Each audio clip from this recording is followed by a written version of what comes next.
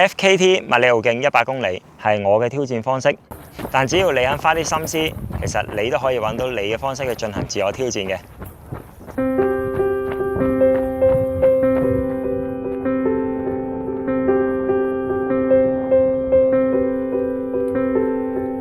我係黃浩聰，我嘅工作係一位消防員，同時間我都係一位越野跑手。我跑步年資到而家係10年啦。喺疫情期間，普遍咧都變成自己一個人嘅訓練啦，同埋有陣時會戴備啊、口罩啊，都係去啲冇咁多人嘅山徑嗰度訓練。但係就冇辦法㗎啦，即係成個世界都會受住呢個疫情嘅影響。咁只係話我哋點樣喺呢一個疫情底下，政府嘅措施底下，去揾一個空間去等自己咧係繼續可以喺香港嘅山徑度繼續跑，而攞返一個平衡咯。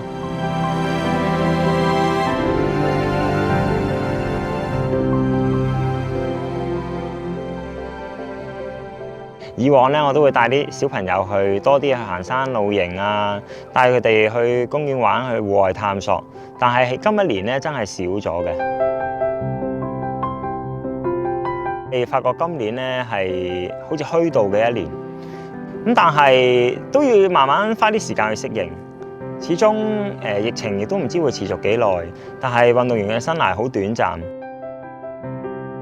即係喺難得自己喺跑得最好嘅呢幾年。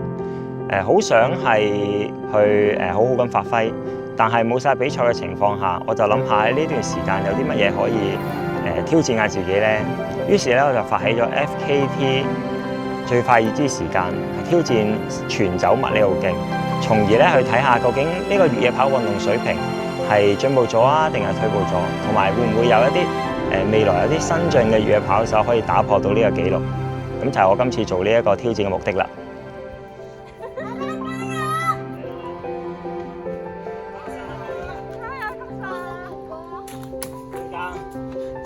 不過，其實大家應該話好熱切咁期待一啲實體比賽會恢復返。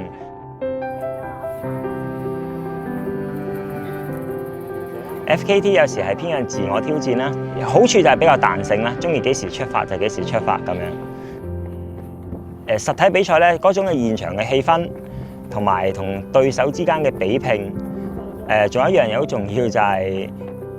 有一個認證之下咧，有個 ITRA 嘅分數，而令到參與咗實體比賽嘅人可以一步一步邁向參與海外比賽。